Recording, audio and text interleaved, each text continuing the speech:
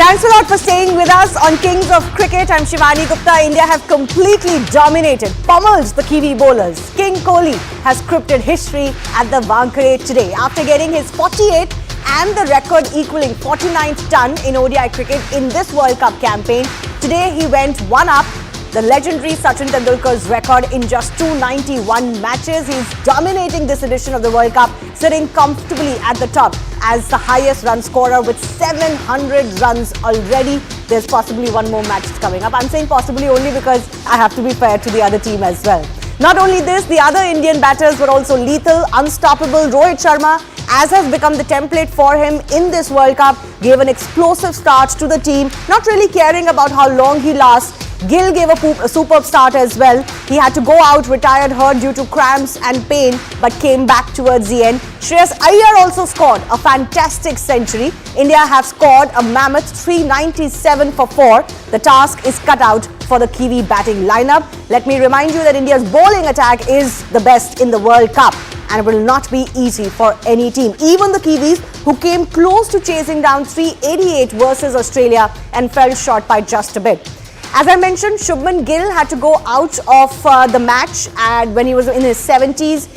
There was a bit of an injury concern. He did come back to bat. We don't really know or have a word about what could the contours of that niggle or injury could be. There's been no official word just yet. But of course, the team would be hoping that if he was fit enough to come back and bat, that he's going to be fit going forward, possibly to that final as well.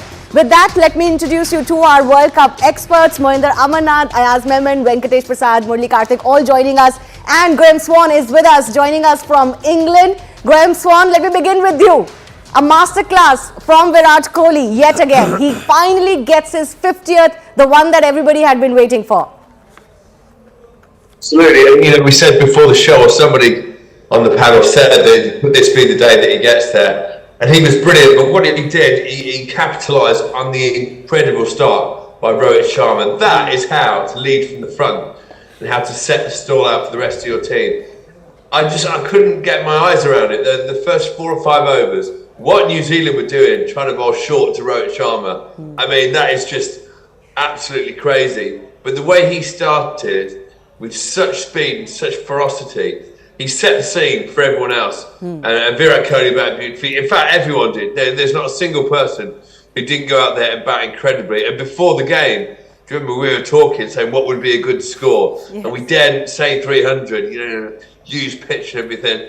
Got 397. This Indian team just gets better and better and better. Yeah, absolutely. We were talking, Jimmy Paji, about the template that Rohit Sharma has set for himself, the template that's working so well for the team. He comes, he plays his natural cricket, he hammers the bowlers all around the park, gives India that start that they need, destroys the confidence of the opposing bowlers, and then, you know, his job is done. Yeah, I think he's leading from the front. I think this is what India needed today. I think this is what he has been doing in the tournament right through from the first game. And once you have that explosive start, you know, the others are catching on it. You said Virat Kohli, Iyer, or you talk about Shubman Gill, or anybody for that matter. So I think they have got 3. To me, I've never seen anything like this in my life, the way they have played this game. Yeah? A word about Virat Kohli? Oh, yes. It's going one above Sachin Tendulkar. No, I think you can't compare people. I think they're from different generations, and Sachin has always been great and he's always remained a great player.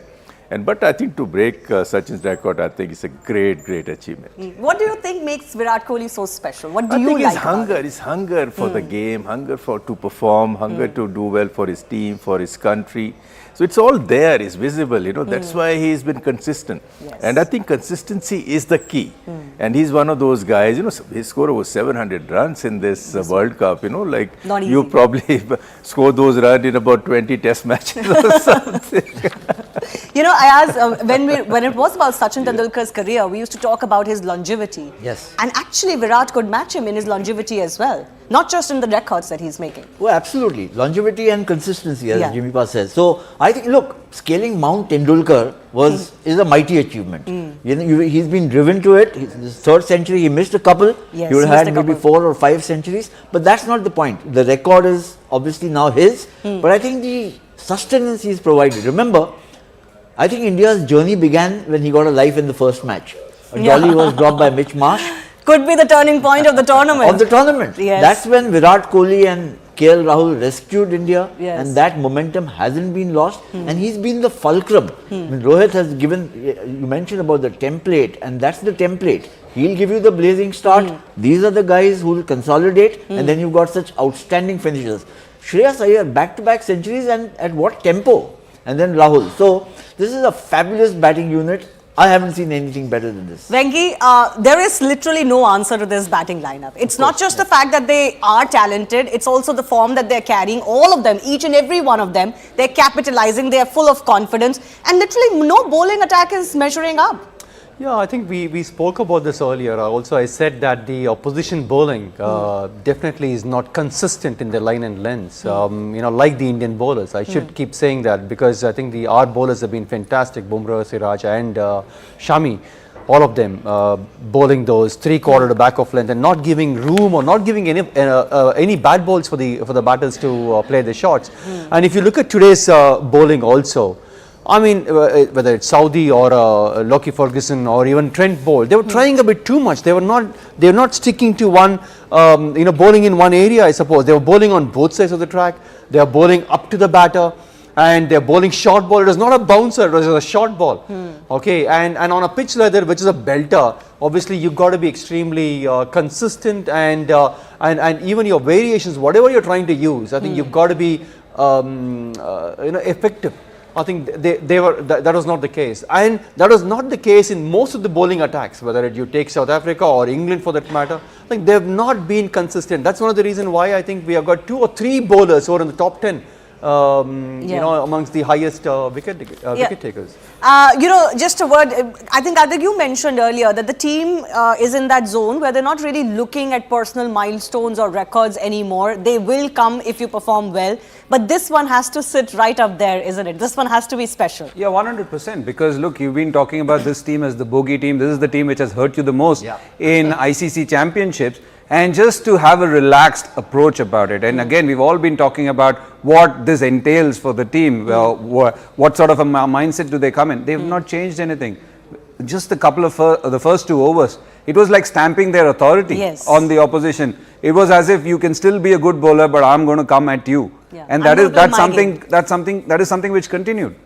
It continued right till the end. Some of the shots that were played were just breathtaking. Breathtaking. And absolutely you're thinking, oh, thank God many of us are on the other side and lost our hair and in an air-conditioned box rather than going and bowling there. Yeah, also, probably in a way, I think Rohit Sharma shows them the way, I suppose, in terms of playing shots, because he reads the pitch extremely well. He's been doing that consistently and playing those shots which is on the rise. So, obviously, the moment Rohit Sharma is showing them the direction, I think the others start believing that they can play those shots and there's nothing much in the pitch. I think it's great way of leading. This tournament, look at him. I think 347s or 46s, 187. Yeah. He could have also been one amongst the top run getters if he had thought about personal glory or personal gains. No, but he's clearly found the role that he wants to play, or they've decided this is the role Rohit Sharma is going to play. Forget whether he gets a 50 or not, whether he bats long or not. I'll do the dirty job. He's saying, I'll do the dirty job. I'm the captain. I'm not playing for personal glory. You guys, Shubman, you're the young man. You go for it, Virat. Be the linchpin. Be the fulcrum, as everybody has been saying. We will work around your bat or revolve around you, and I'm going to do the dirty job. I'll make the first 10 overs count for the Indian innings, and then, you guys just have to build on from there. But we did mention, for example, Jimmy Paji, that Virat Kohli did not have a great record in knockouts for India in World Cups. So it is going to be personally very satisfying for him. As you said, his hunger, his desire. One of the things I have seen during his career is that he faces challenges, but he has the knack of working hard to overcome those challenges. He's done that. I mean, he used to struggle in England, for example, went back few years later, did well in England, and those are the hallmarks. So he always works on things he has not done well, and I think on the back of his mind would have been there कि मैंने knockouts में run नहीं बनाए हैं. Apart from that, I think you learn from your mistakes. I think he's a great student of the game as well, because that's why he's fantastic. He's such a great player in all format of the game. So I think the other thing I like about him is his fitness, because see, when you are physically so fit, the fatigue doesn't set in. That's why he can play long innings, inning after innings, and whatever he does, I don't know. But I think whatever he's been doing has been fantastic. It's helping the team, helping him. The way he's playing, I think he'll just carry on for I don't know how many years. I hope the more he'll play, the better the team will perform. Yeah. So I think it's unbelievable the way he's batting, and he has been playing because he's playing cricketing shots. He's not slogging. So this is what also helping the team because there's no risk factor available here. He's not playing too much in the air, taking too much risk. So he's allowing the others also to play their normal game. So fantastic. Ayaz, we have been talking about how long Kohli could go on. Venki said earlier he could play another ODI World Cup. Given his fitness, he could, right? How long do you think he has? Well, I think a 4-year horizon seems very reachable, eminently gettable. Yeah. Considering the kind of fitness he has and the hunger, it seems insatiable. He just seems to want more and more and more. And I think personally he must be setting landmarks for himself or milestones for himself going from here. So Which is, what do you think that would scale be? Mount Tendulkar, 10,000 test runs and so on, I mean, 75 ODI tons.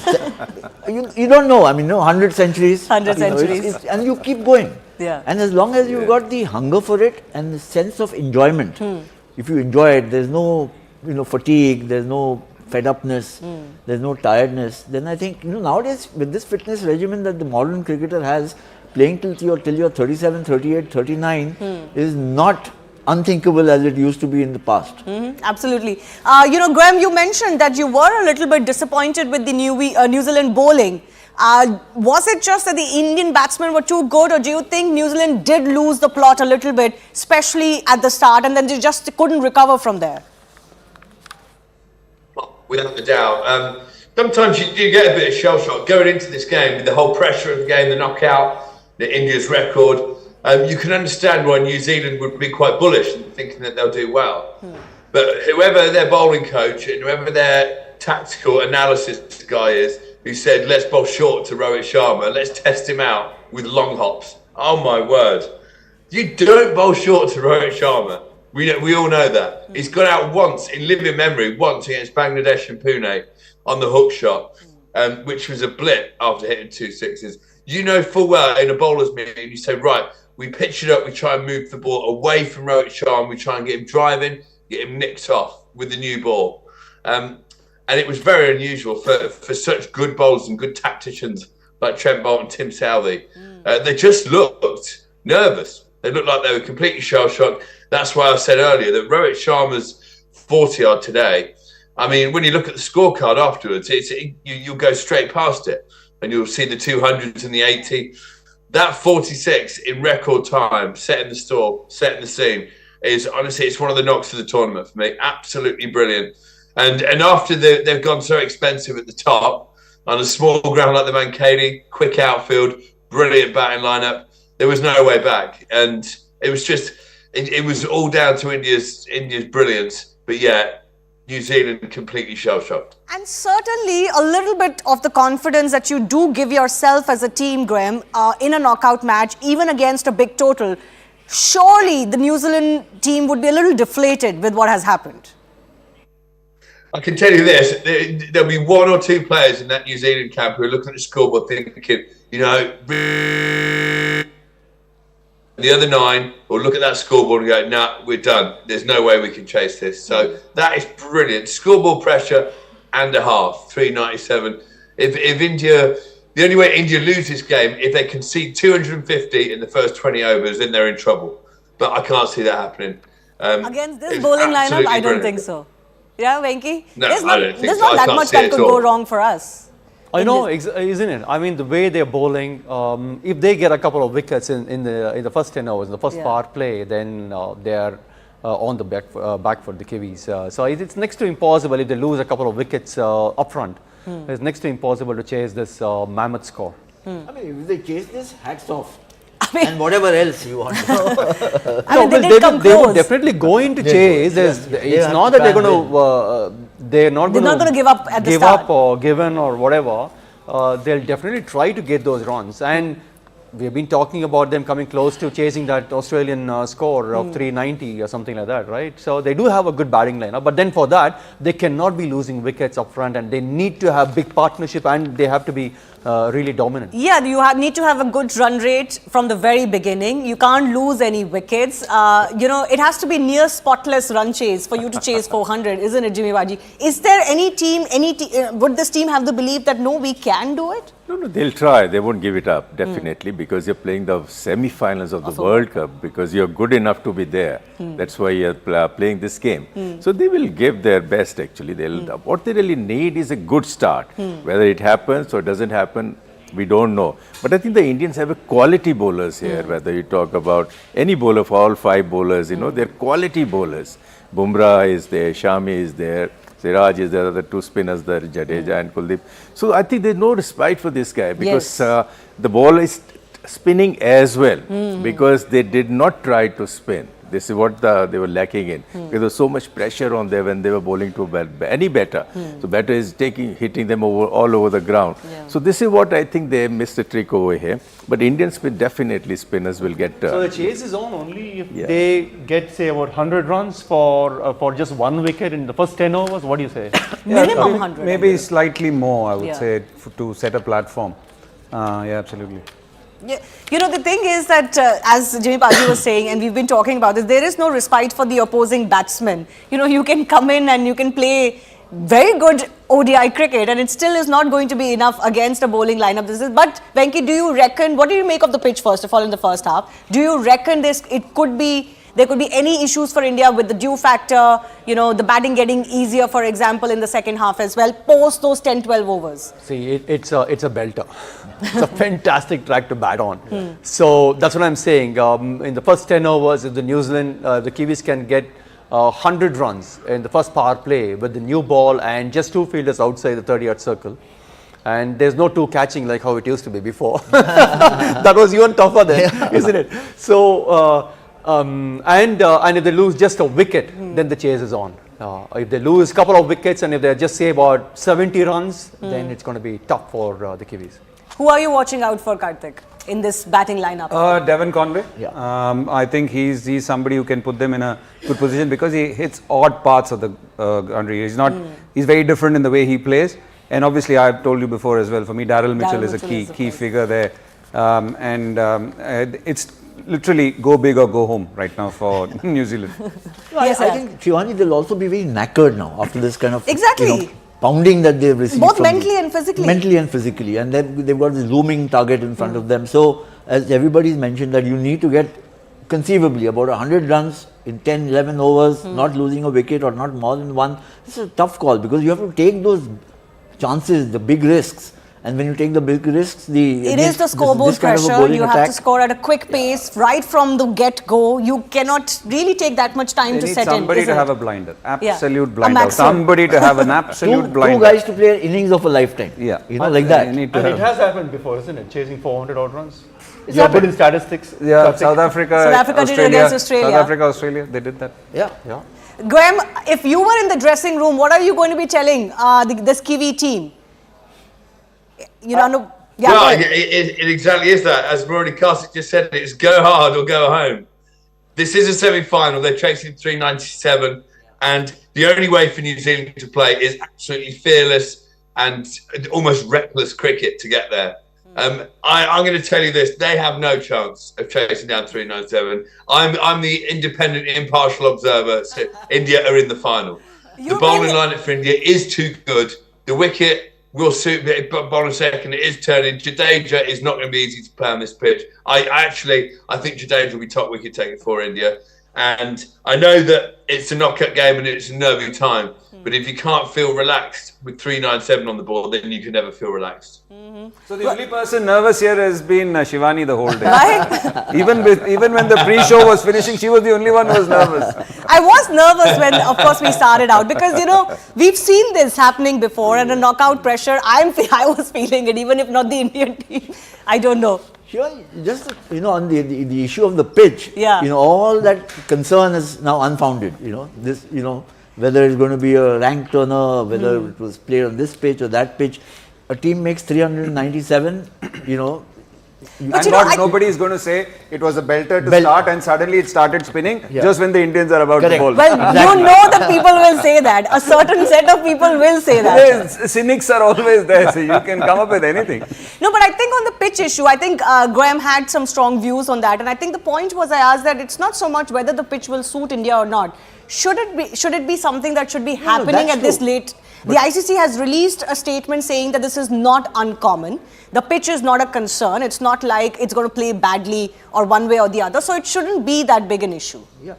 What's your view? This will be the ICC's dream pitch. When the team makes 397, the other team is trying to chase it. If they get anywhere close to it, you will get almost 800 runs in the day. They'll be happy. They say the pitches and outfield monitoring process has clearly said that it needs to be an acceptable pitch. Nobody said you go by the numbers. There's no rule Yeah, that there's bars no this rule. pitch. It just has to be a good pitch which is presented or produced by the home association. It's at their discretion with Andy Atkinson being close to them. So as long as it's a good pitch, whether 400 is scored, and why is it that only when 400 runs are scored, it's a good pitch? A good pitch, Yeah. As long as you've got a good game and both teams are equipped enough to give you that good game, I think it's fine. And as soon as it starts spinning, people will say it's a bad pitch. But if it seems around, nobody will say that it's a bad pitch. No, I know that's a complete So, basically, just correct me. At what time that the groundsman, the curator, needs to hand over the pitch?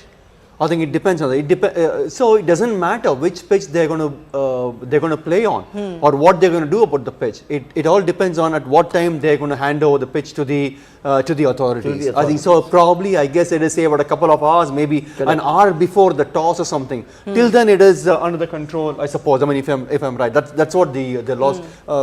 Jimmy Paji, do you have any idea on that? No. I think once it's ready and then just give it to the umpires and then it's all Exactly. decided. So till then, it's in the control of the groundsman and the curator. Correct. Yeah. I think Graham has something to add to that. Yes, Graham, you're not convinced with all of that. The ICC has publicly said at least what the managers of the World Cup have said.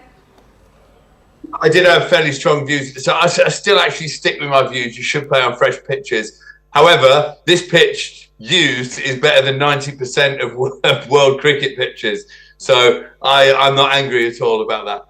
But I think it's fair. You should have a fresh pitch for an ICC semi-final or a final, in my view. But what's going to happen here in the second innings? I mean, if it is a used pitch, it didn't show many signs of wear. It's whether the ball does turn with the dew. That's the only way New Zealand can hope to chase this down, I reckon. If there's a lot of dew and the ball just becomes basically like throwdowns, half volleys, but I can't see that happening. So we know where Graham stands. Let me go across our panel and see what chances they're giving to New Zealand. Jimmy Paji, why don't you start? No, I think it's 2%? Yeah, it's a huge target, because you need a brilliant start. Yeah. Only then probably Maybe you two can- centurions. Maybe more than that. Maybe more than that, yeah. But it's not impossible. I know it's not impossible, So Venki, anything can happen in cricket. That's a tagline. Anything can happen in cricket. It's a simple game where some of the funniest things have happened. Yeah. Oh, so I think we've got a very sober view on what No, can but the happen. thing is, look, you can't just say that India has won and walked away. Yes, we have put ourselves in a great position. Actually, it's a position where 10 out of 10 you would think or back yourself to win. Yes. But the thing is, Stranger again, things you have said happened. this.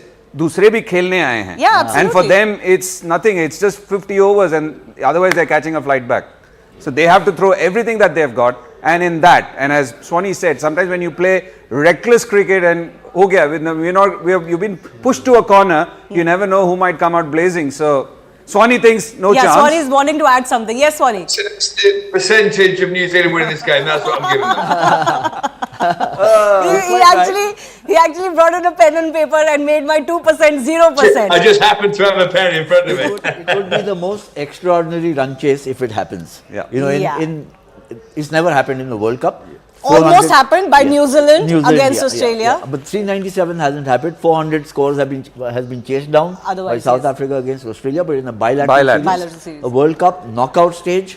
I mean, if it happens, But just imagine the weight of history on the Kiwis, right? As we were saying, always the bridesmaid, never the bride. Yeah. And here's a situation where you have to play out of your skin, have to maybe break a few records on the way to get to your World Cup final. See, Glenn Maxwell did the other day.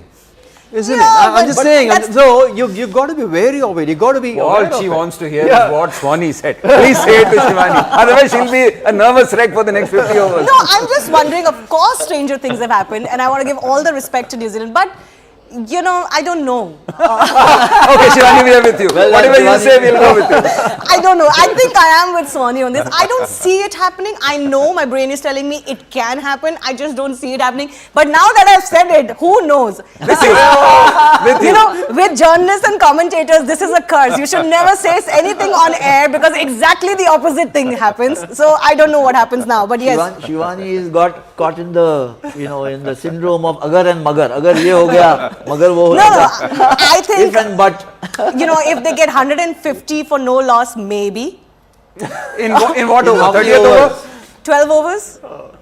Well, overs is a- 12 overs, 150. Yeah. Then Virat and Rohit are definitely bowling. yeah. Then Virat and Rohit are bowling. Okay, but you know, that thing about, you know, New Zealand having all to play for as well, and their history has to be weighing on them. I think some of their greats, the likes of Stephen Fleming and all, have talked about it. Yeah. Just, you know, being there and thereabouts and always being also runs and never the winners. But Shivani, this was weighing also on the Indian team before they played this innings. You know, I mean, having lost twice in the semi-finals, knockout, they haven't fared well in ICC tournaments over the last decade.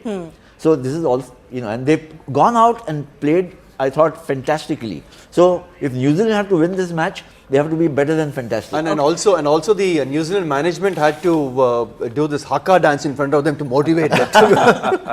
So, okay, 0%. Whatever you say, Shivani. No, you tell me Whatever what you feel, percentage. Shivani. Tell me, honestly. Obviously, look, you are backing India. You are backing India, but don't rule out anything. That's all I I'm also saying. said the same thing.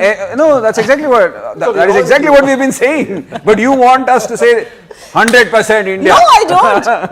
But Venki, But we are with you. We are with you. yeah, Swani and I are really going to get it if something really terrible happens in this match, as far as the Indian perspective is concerned. But so, Swani, I'm looking forward to your support, you and I together. And in our, you know, post-match show, we're going to have to support each other. Meanwhile, Given Swani added another zero there to his 0.0%. All right, I have to take your leave. Our cricket panel will be back with us after the Indian innings, bowling innings as well. So stay with us. We're slipping into a very short break, but here's what the fans think.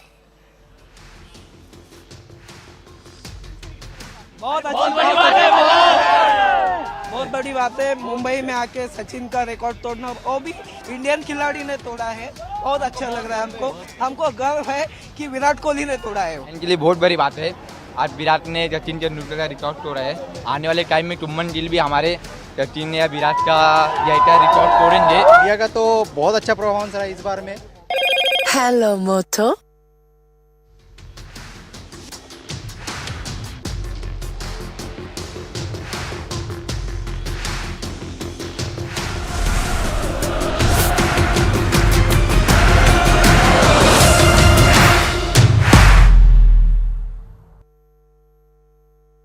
Co-presented by that yes, there were several people who had flouted the norms and had gone ahead and busted crackers through the night on the day of Diwali. But yes, today the AQI has definitely deteriorated, but it is not as bad as it can be seen. On the other hand, we have seen a lot of politics that has already started to happen in this entire matter. The opposition leaders are already coming on record and putting blame on the BJP leaders because they were the people who instigated people to go ahead and burst these crackers. So yes, the political blame game has already started. But if you speak about the AQI has definitely deteriorated post-Diwali, but it is not as bad as it was over the last many years, right after the day of Diwali. Currently, I am reporting from Akshardham Temple, where I could just show you in the visuals around here that yet again today cloud of smog has yet again engulfed the national capital. Remember, over the weekend we saw that there were spells of rain, which meant that the AQI in the national capital had improved significantly. But post Diwali, yet again we are seeing that the AQI in the national capital has yet again deteriorated. The main reason behind this is being said to be the manner in which the norms were flouted by the residents of the national capital even after the orders of the Supreme Court, which meant that there was a blanket ban on bursting of any sort of crackers that was flouted significantly out here in the national capital. That is the reason why we are seeing that the AQI out here has yet again deteriorated. Over the next few days, the IMD predicts that the AQI might improve due to the wind conditions, but if you look at the longer run over the next 1 week, the AQI is yet again going to get back into the severe category, which means that it is yet again going to be a troublesome time for the people out here in the national capital region, where yet again they would be forced to breathe in the toxic air. Now what remains to be seen as to what new arrangements or schemes can be made by the government to make sure that the AQI remains under breathable levels, because over the past 1 week we have seen that the AQI had deteriorated, which meant that there were a lot of health issues that people of the national capital were actually facing. So the next 1 week is going to be very, very important, especially from the point of view of the Delhi government and the Delhi administration, to make sure that schemes are made and implemented in such a way that the AQI remains under control and it does not become hazardous for the people out here in the national capital. जैसा दिल्ली सरकार ने कहा था कि fire crackers burn नहीं करने, लेकिन उस हिसाब से फायर क्रैकर्स बहुत ज़्यादा जलाए गए हैं दिल्ली में। जहाँ मैं रहता हूँ वहाँ भी मेरे को बहुत देखने को मिला ये, तो मैं परेशान होकर रात को सो नहीं पाया, फिर सुबह साइकिलिंग करने निकल गया। जब से ये न्यूज़ आई थी पराली जल रही है, तो तब से मैं निकलता हूँ फील करने के लिए कि क्या वेदर में चेंज हुआ है या नहीं हुआ है, बट हुआ है चेंज। ये मतलब पोल्यूशन का ही है ज़्यादा, तो मेन से तो बाकी तो सब बढ़िया है। ऐसा मास्क वगैरह भी नहीं लेके आए हम, उधर क्या सब कुछ ठीक है, यहीं पे थोड़ा सा परेशानी है।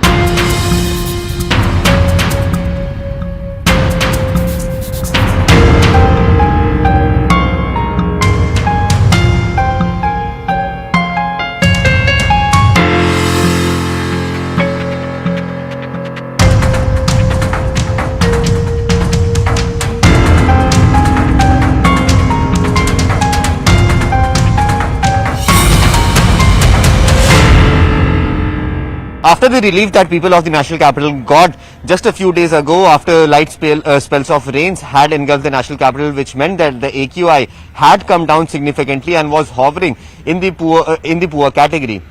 Now post Diwali, we are seeing that the AQI has again deteriorated. Currently I am reporting from Kartavya and just move to the frame and try and show you in the visuals over here that another layer of smog has yet again engulfed the national capital. But remember, this is not only smog, but what experts are saying that there is element of fog that is also in these visuals that you are seeing on your screens right now.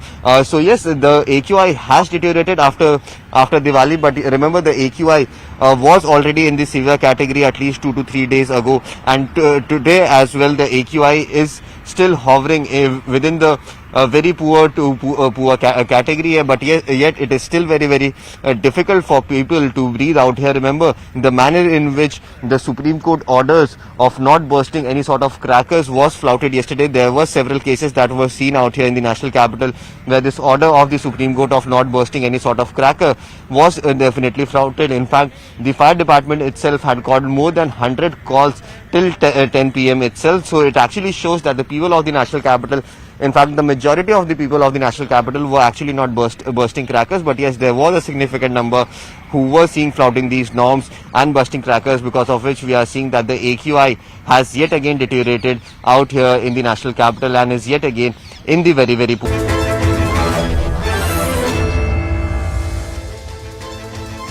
Welcome back. Thanks a lot for staying with us. You're watching Plain Speak with me, Shivani Gupta. As campaigning draws to a close and Madhya Pradesh gets set for voting in the crucial state elections, temperatures are rising in the heat and dust of elections. Rahul Gandhi earlier took a swipe at the BJP-led government, possibly both at the centre and the state level, by saying that mobile phones in people's pockets in India were made in China instead, and they should be rather made in Madhya Pradesh.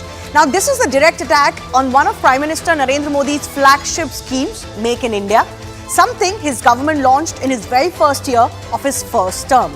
It's a scheme that is very close to the PM's own personal performance and vision, and therefore for judging the BJP-led government's success. So no surprise, this jibe did not go unanswered by the Prime Minister.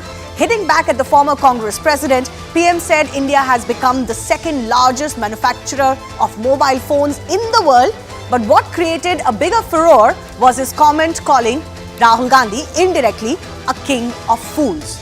A war of words has broken out between the two parties since then. At the center of this controversy is the real issue of manufacturing boost in India. Even some of the noted skeptics have had to come around to accept that the PLI boost in many sectors is bearing fruit, and mobile manufacturing and assembly is one of those top sectors. So is it fair to mock this Make in India progress? We'll take that question to our guests in just a bit. But let's take a look at mobile phone production in India. It has actually gone up quite a bit over the last 10 years or so.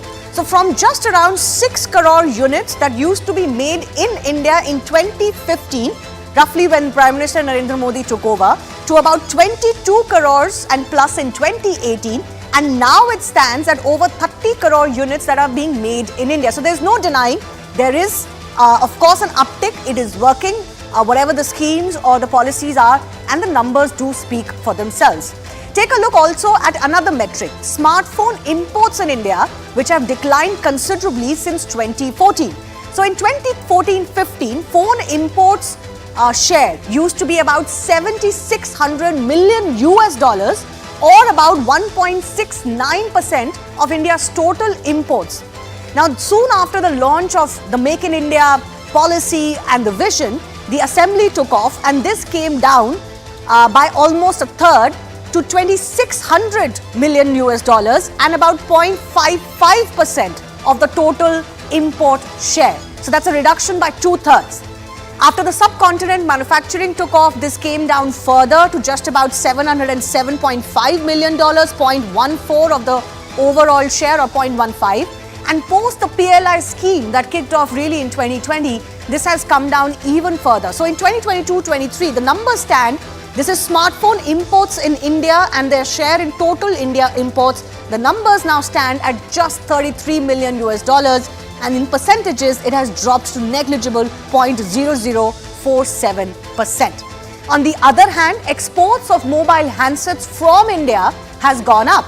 Last financial year, it stood at about 68,000 crore rupees, which is up from 35,000 crore rupees in 2021-2022. And where was this in 2014-2015? At a paltry 1,500 crore rupees. So this is another metric to tell you that actually the schemes are working.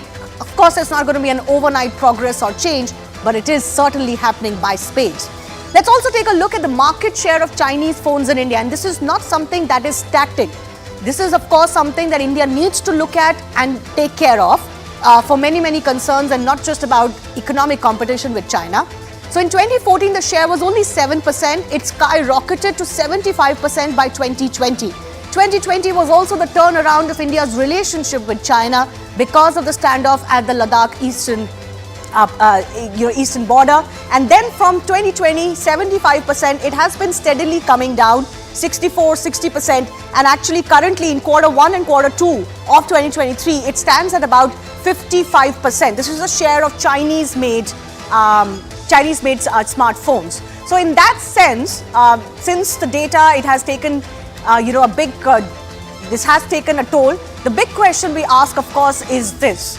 As this battle is going on for the state elections, this PM Modi versus Rahul Gandhi war of words, is it fair really to mock the Make in India progress in India?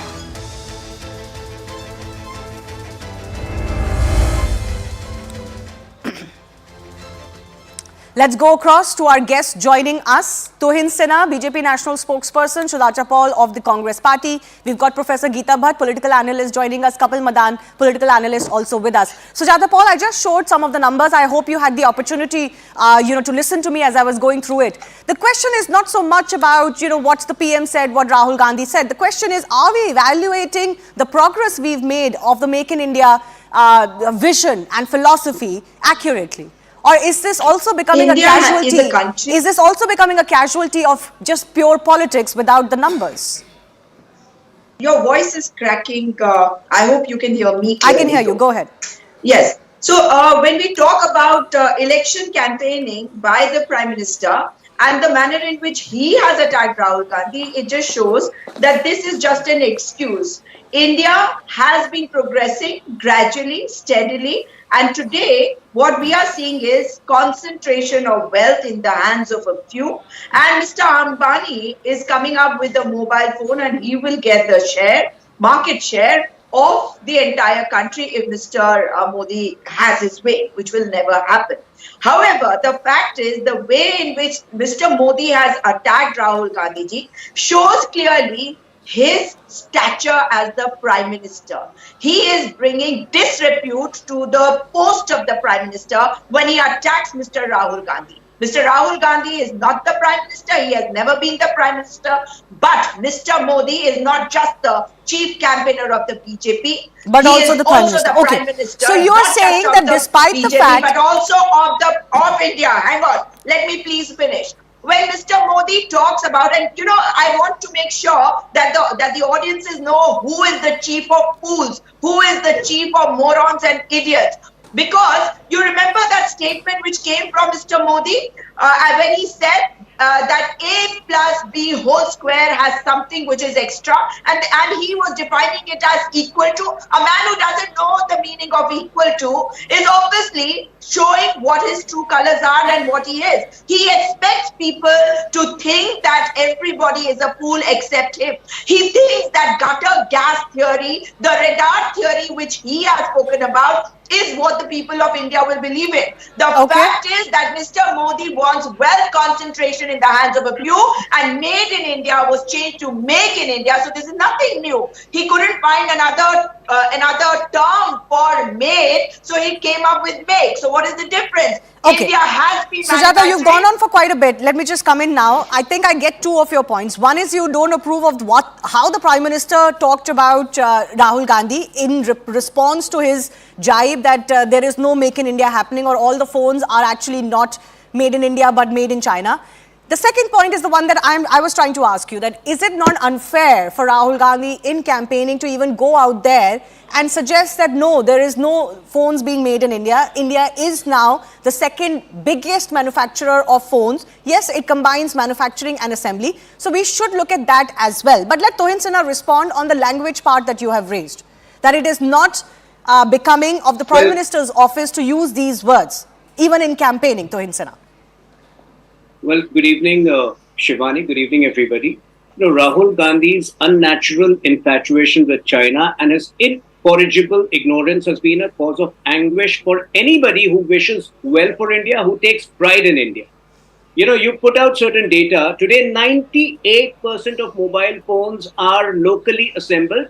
What was the percentage in 2000, corresponding percentage in 2014? 12 or 14%? So this is the achievement we have made. I'm saying assembled, because so that the Congressies don't barge in and say, but assembled is an important precursor to being entirely indigenously produced. And the semiconductor push, which we have seen in the last 3 years, is going to be a very crucial catalyst. I hope the Congress realizes that. Now, you just mentioned figures about mobile phone. If you get into the defense manufacturing production, we have gone up by 23 times in the last 9 years. If you look at railway wagon production, probably the increase has been of a corresponding figure. So, the Congress is a self-deprecating, self-flagelling entity today, which has lost faith in itself. It somehow feels that China is the best. And please don't take Rahul Gandhi's statement or charge and accusation. Let me remind you of a recent incident on 9th of September, when India was scripting the historic India-Middle East European corridor. What was Rahul Gandhi doing? He was in Brussels endorsing China's BRI, which impinges upon India's sovereignty. So this China obsession or infatuation is something which requires a probe. And I don't think, the Prime Minister was rather kind in his response to this. Okay, so come to that question on the language. I'll take your point about why what you call is an unnatural love for China. That question has been posed to the Congress party in the past as well. But the language. So in Hindi, he called him Murkho ke Sardar, which is king of fools. Is this appreciable, acceptable language in campaigning or not, according to you? Well, number one, the Honorable Prime Minister did not name anybody. But no, even he was if talking you were about to Rahul imply, Gandhi, who made the comment about the manufacturing. Even if you were to imply, the level of ignorance is of a criminal level. He's gone abroad and he has demonized India ad nauseum. I'll give you one example. Recently, when he was in London, he picks up one Sikh journalist and says that even Sikhs are not safe in the country. Do you endorse that? So a person with such mischievous intent, for a person of such mischievous intent, like I said, the Prime Minister has been very restrained. But even the Prime Minister has his limits when a person like Rahul Gandhi has been repeatedly demonizing the country, repeatedly spreading falsehood about the country. I think any well-meaning Indian would be perturbed by it. Any well-meaning Indian would respond to that. Okay, Sujata, I'll come back to you. Two of our guests have not spoken. Kapil Madan also has his finger up for quite some time. Yes, Kapil. So I'll make two quick comments. I was patiently listening to my friend Tuhin when he mentioned about, the remarks and how he is trying to justify the language used by the PM. So, let us, remind our viewers, our PM has in the past used the word like 50 crore ki girlfriend, Congress ki vidwa. So when he makes this kind of a, comment, I don't think anyone should be very, have any problems with that, because that's the standard our, Honorable Prime Minister has already set. Now, coming back to the, moot point of the debate. Now, you want to talk about, you've given some number data in the beginning. So I'm going to ask, there are 4 panelists, including you. We have 5 people. Can we all say which phone brand are we using? Are we talking about phone brands, or are we talking about phones made in India? There's a difference. Now there is a point that I'm trying to make. Now the point but it's not the point that applies here. Kapil, you're missing the point. Brands. Shivani, I am responding. I will respond to your point. No, 1 second. Since you did throw this out, I think I do have to put this in perspective. 1 second. 1 second, Kapil, I'll give you more time. Just 1 second. Hang on. Talking about which brand you're using is not the same if that phone is either assembled or manufactured in India. No, that's not the point. What is the point then? The point is, if you look at the market data, there is not even one single Indian company that has a credible market share. The biggest market share is with a Chinese company called Xiaomi, 20.92%. They're making most of their phones in India, by the way. 17.87%, Samsung 14.06%, Realme 13%, Oppo 12.12%, OnePlus 4.63%, Apple 3.89%. So all these, do you see any Indian company names, figuring in this list? Okay, but you're changing the goalpost, Kapil. That's what I'm trying to say. You've changed the goalpost entirely. Rahul Gandhi did not talk about phones that are Indian companies made abroad or here. He's talked about stuff being made in India. So there is a difference. I don't think we should do this kind of shifting of the goalpost. See, you wanted to pick specifically, Diwali was around the corner, everyone celebrated. You go to any market and, you just pick any random light from any light vendors and ask whether this is Indian made or whether this is Chinese made. You will know the reality. And all your viewers are smart enough. All your viewers are smart enough. So I don't think, okay, fair enough. You made your point. I don't think the point is that there are no Chinese products in India. Okay, Kapil, are you done? Considerable rise in business that we do with China. Why Kapil, is it I don't want to speak over you, but you have to yield after a point. You've made your points. So there are two things. Obviously, nobody is saying that there aren't Chinese products in India. Of course, it is a situation that should be looked into. It's a long-term thing. It cannot be done overnight or even in one term. Speaking of the Diwali issue you brought up, I think that is why there's been a considerable vocal for local campaign. You can only ask people to choose wisely. But on the issue of mobile phones, let's stick to that because that's the issue we're discussing right now. It is not about whether there is an Apple equivalent from India. Of course, it should come up. The issue here is where are these phones being made, and that's the issue I will stick to. Geeta Bhatt is also with us. Geeta, I don't know how good the line with you is, but there is a point that is coming up, which is of self-flagellation. That, you do a simple Google search. Even in 2019, Rahul Gandhi is quoted as saying the same thing in a different state. Now it is 2023. Things have started to bear fruit. There is an industry shift, and yet he's saying the same thing. So there are two things. Politically, you're not changing your rhetoric. You're not updating your attacks on the current government. Second is that despite the progress that the country is making, it's a little bit self-flagellation that you keep putting India down despite the progress. Well, Shivani, thanks for having me on your show. And after listening to, all my co-panelists, I want to quickly put forth 3 points over here. First point is that, as far as the Prime Minister's, jibes are concerned, I think it is very fair and it is something, which happens. There is a political humor and sarcasm. Certain political leaders want to put forth a point by bringing a political sarcasm in their speeches. Now, and interestingly, without naming anyone, when he referred to this point, the whole world understood it. So what is it actually implicating? That Mr. Rahul Gandhi again and again, for some reason or the other, whether it is, Aloo ki factory, the infamous, famous comment of his, or there are many innumerable such statements which he has made. Once in 2017 when he had gone to Madhya Pradesh, he was addressing a women's rally where he got confused between Bhrashtachar and Balatkar. Yeah, that can happen. That can happen to anybody. That can happen. Yeah. So these kind of, this is something which is, so you have to, and these veiled,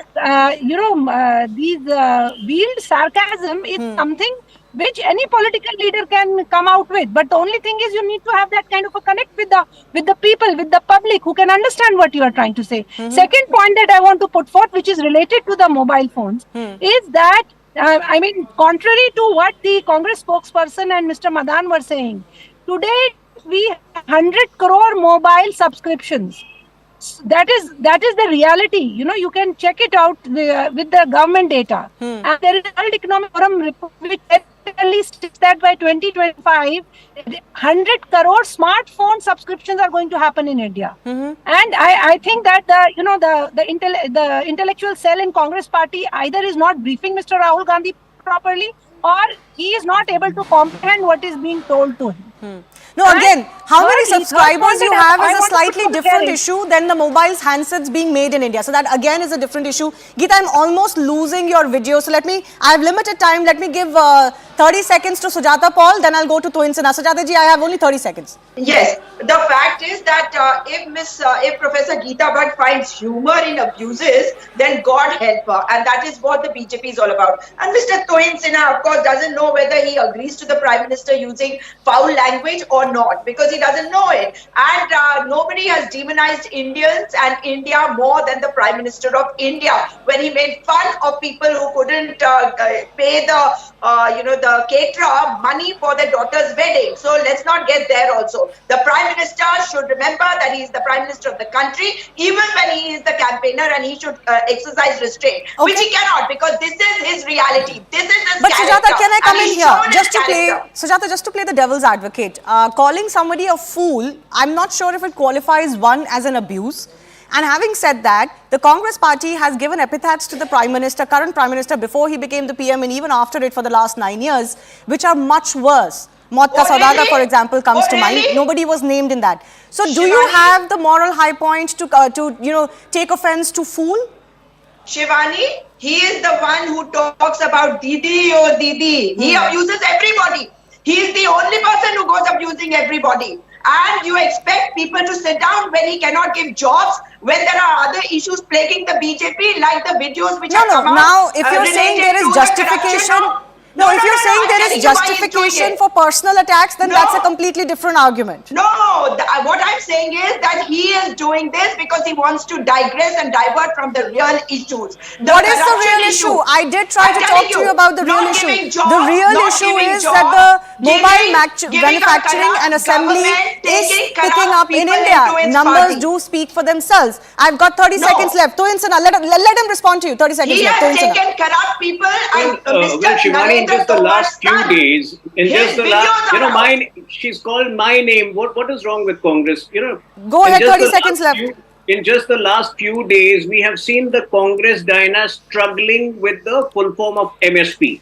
We have seen them being confused on whether petrol and diesel are included under GST or not. So if ignorance is the hallmark of the Congress party, how is the Honorable Prime Minister wrong in making that comment? And it's a fact. Either they don't read newspapers, they're talking about unemployment, but you look at all recent reports, the CMIE report, unemployment has been the lowest in the last few years, the last month's unemployment. It is good to have a conversation on economics. One second, please, ladies and gentlemen. It is obviously good to have a conversation on economics parameters, and that should be a healthy debate. But like I said, which was my central point, you also have to accept and update your attacks on any government. You have to accept some of the ground realities. And in this case, has Rahul Gandhi of the Congress accepted the ground reality that yes, mobile manufacturing assembling has gone up in India by quite a bit actually, against all odds. This was not supposed to be an industry we could do very well in. till not so long ago. But I'll leave it at that. I do thank all of our guests for joining us. With that, it's a wrap on Plain Speak. After a very short break, the hard facts is coming up.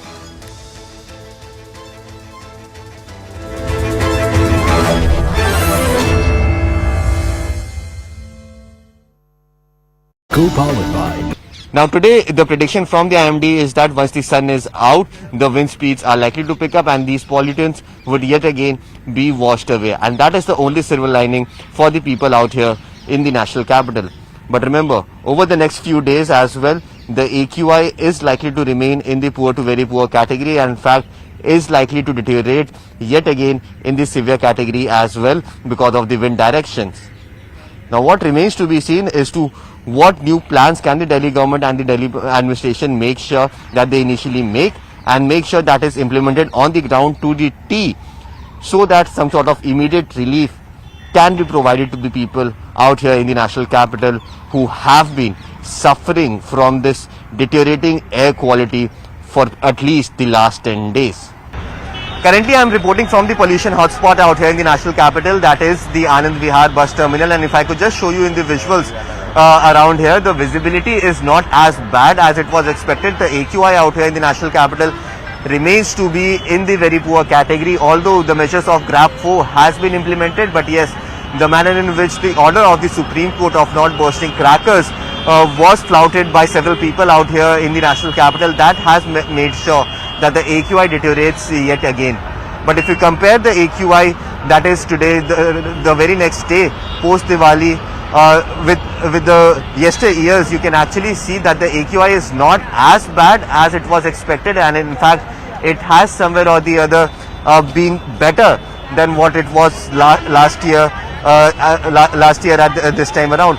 Also, what we have seen that yes, there were several people who had flouted the norms and had gone ahead and busted crackers through the night on the day of Diwali. But yes, today the AQI has definitely deteriorated, but it is not as bad as it can be seen. On the other hand, we have seen a lot of politics that has already started to happen in this entire matter. The opposition leaders are already coming on record and putting blame on the BJP leaders because they were the people who instigated people to go ahead and burst these crackers. So yes, the political blame game has already started. But if you speak about the AQI has definitely deteriorated post Diwali, but it is not as bad as it was over the last many years right after the day of Diwali. Currently I am reporting from Akshardham temple, where I could just show you in the visuals around here that yet again today cloud of smog has yet again engulfed the national capital. Remember, over the weekend we saw that there were spells of rain, which meant that the AQI in the national capital had improved significantly. But post Diwali, yet again we are seeing that the AQI in the national capital has yet again deteriorated. The main reason behind this is being said to be the manner in which the norms were flouted by the residents of the national capital even after the orders of the Supreme Court, which meant that there was a blanket ban on bursting of any sort of crackers. That was flouted significantly out here in the national capital, and that is the reason why we are seeing that the AQI out here has yet again deteriorated. Over the next few days, the IMD predicts that the AQI might improve due to the wind conditions, but if you look at the longer run over the next 1 week, the AQI is yet again going to get back into the severe category, which means that it is yet again going to be a troublesome time for the people out here in the national capital region, where yet again they would be forced to breathe in the toxic air.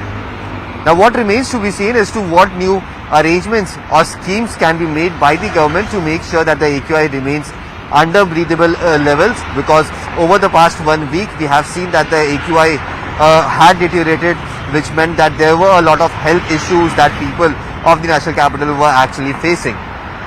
So the next 1 week is going to be very, very important, especially from the point of view of the Delhi government and the Delhi administration, to make sure that schemes are made and implemented in such a way that the AQI remains under control and it does not become hazardous for the people out here in the national capital. जैसा दिल्ली सरकार ने कहा था कि fire crackers burn नहीं करने, लेकिन उस हिसाब से फायर क्रैकर्स बहुत ज़्यादा जलाए गए हैं दिल्ली में। जहाँ मैं रहता हूँ वहाँ भी मेरे को बहुत देखने को मिला ये, तो मैं परेशान होकर रात को सो नहीं पाया, फिर सुबह साइकिलिंग करने निकल गया। जब से ये न्यूज़ आई थी पराली जल रही है, तो तब से मैं निकलता हूँ फील करने के लिए कि क्या वेदर में चेंज हुआ है या नहीं हुआ है, बट हुआ है चेंज। ये मतलब पोल्यूशन का ही है ज़्यादा तो मेन इशू तो, बाकी तो सब बढ़िया है। ऐसा मास्क वगैरह भी नहीं लेके आए हम, उधर क्या सब कुछ ठीक है, यहीं पे थोड़ा सा परेशानी है।